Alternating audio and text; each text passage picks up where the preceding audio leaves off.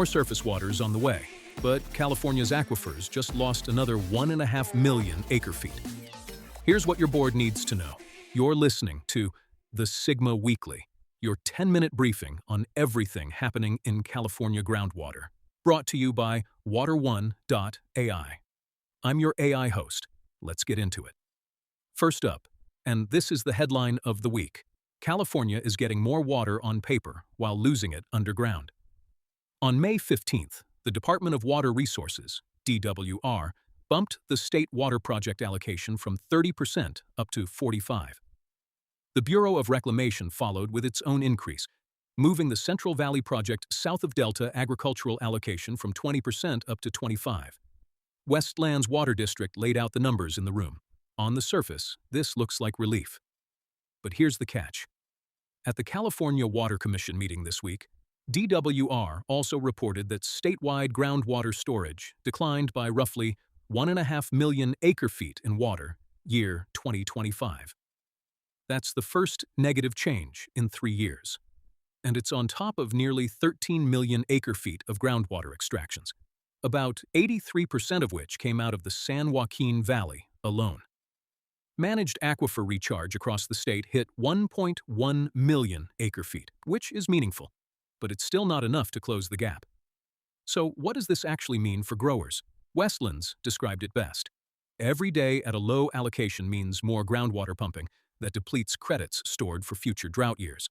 The agency reported its supplemental water program is sitting at roughly 70 to 85,000 acre-feet, priced between $775 and $800 per acre-foot, with the next allocation expected in July. Shasta Reservoir is currently at about 90% capacity, but it's getting drawn down to about half that by September under current operations. The big takeaway, this year's deliveries are short-term carryover supply from full reservoirs. They're not a long-term recovery. The full write-up is at water1.ai. Next up, 3 districts surfaced cost relief signals this week, but the picture is mixed, worth walking through carefully. Pajaro Valley Water Management Agency, GSA, that's a groundwater sustainability agency, the local body responsible for running the basin's SGMA plan, updated its rural residential usage assumption. Staff did a fresh analysis and found average usage has dropped from the previously assumed half an acre-foot per household down to roughly 0.4. The net effect, annual augmentation bills for those rural households are projected to drop about 20% next year, from $163 to $132, before slowly rebuilding back to about $164 over 5 years. That's actual relief for small rural well users. The agency's grower-delivered water charges are projected to rise about 5% a year over the same window, and the board may initiate the formal Proposition 218 rate-setting process as early as June. OHWD Water District reviewed a proposed South American Subbasin budget that drops from roughly $657,000 down to $195,000 for next fiscal year. The reason is mostly timing. The Subbasin just finished its big 5-year evaluation work, so next year's budget is lighter. OHWD's share comes down with it, from about $85,000 to about $26,000. That's a cost-share decrease, subject to final MOU steps with the other agencies in the Subbasin. And Mound Basin GSA approved its budget, keeping the extraction fee at $170 per acre-foot for next fiscal year, with a public hearing set for June 22nd to formally adopt it. Now here's where it gets interesting. By removing an optional monitoring well from the long-term forecast, the projected fee in years 3 through 5 could fall to roughly $65 per acre-foot. That's not an adopted cut. It's a multi-year projection, but it gives growers in the basin something to track. The optional well was driving up future costs, and the basin's pumping has been consistently below sustainable yield, so the board's call to remove it from the projection was grounded in actual basin conditions. The through line across all 3. Relief comes from updating assumptions or pulling future capital out of the forecast. Real, but selective. Moving on. Southwest Kings GSA made a procedural move this week that matters more than it sounds. The board voted to stay implementation of its previously adopted groundwater allocation policy and directed Council to draft revisions. 4 clarifications are in the works. First, non-agricultural users will register their water use rather than receive acre-based allocations. That closes a gap in how the policy treated industrial and municipal pumping. Second, unused water will not carry over year to year, so growers can't bank allocation across years. Third, public agencies like sanitation districts could reserve groundwater off the top, but if they don't use it, they lose it. And fourth, the board discussed clarifying that the public agency provision is not intended to apply to out-of-county entities, one of the loopholes the revisions are meant to address. The board also approved its share of a $196,000 Tulare Lake Subbasin model update, about 18% of the total, joining South Fork Kings and the other Subbasin GSAs in a coordinated push toward a single, unified groundwater sustainability plan. That's a GSP. The target is early 2027. Why does this matter? The Tulare Lake Basin is on probation with the State Water Board. Coordinating a single unified GSP across the subbasin agencies is the documented path off probation, and Southwest Kings closing these loopholes is part of getting the basin's allocation framework airtight before the State Board takes a closer look.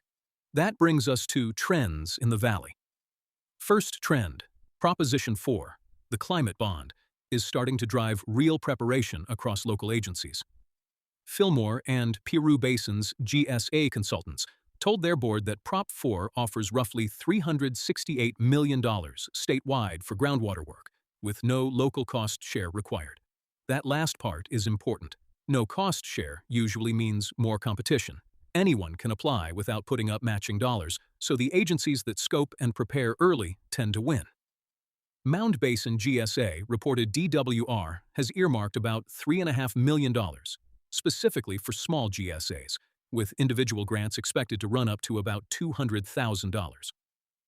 Westlands Water District is actively pursuing Prop 4 funding for its golden mussel mitigation work. And San Antonio Basin GSA noted that Los Alamos's new disadvantaged community designation should help its competitiveness for capital projects, planning, and research. The signal for boards across the state. DWR guidelines are expected this fall. Applications open in early 2027. And agencies that start scoping eligible projects now. Recharge, conjunctive use, subsidence work, GSP corrective actions, agricultural land adaptation will be the ones at the front of the line. Disadvantaged community status is a real differentiator. So is having a project list ready to go. Second trend, and this is one that affects almost every grower listening. SGMA fees are moving from discussion into adoption, public hearings, and Proposition 218 processes. YOLO GSA adopted a 2-tier regulatory fee this week, targeting $1.6 million annually. Tier 1 is a flat parcel fee, plus a small per-acre charge that applies to nearly every parcel in the subbasin. Tier 2 is the agricultural water user fee, about $2.78 per agricultural acre for districted parcels, about $7.94 per agricultural acre for undistricted. Dry land farmers and rangeland operators raised strong objections at the meeting. The board committed to revisiting potential adjustments before the 2028 fee cycle, and there's a corrections process if a dry land parcel was misclassified. Wyandotte Creek GSA approved its own new fee schedule with a budget fully funded by those fees. Mound Basin GSA has its June 22nd hearing on the $170 per acre-foot extraction fee. Desert Water Agency is advancing a proposed $255 per acre-foot replenishment assessment with a hearing targeted for June 16th. Pajaro Valley is continuing rate-setting work with a potential Prop 218 kickoff in June. And South Fork Kings GSA approved releasing a request for qualifications for a Prop 218 election administration consultant. That RFQ goes out by June 5th, with consultant selection targeted for mid-July. The through line, GSAs across the state are stepping into long-term funding decisions in real time. If your district has a fee on the calendar in the next 60 days, that's the window to engage. Several of these items are still in hearings, rate setting, or implementation processes. Show up or submit comments. That's your SGMA Weekly. If you want the full details on every board meeting we covered, head to water1.ai.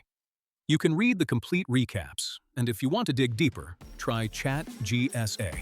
Just ask it anything about your district, and it'll pull up the answers from the latest meetings. I'm your AI host. Stay informed, and I'll see you next week.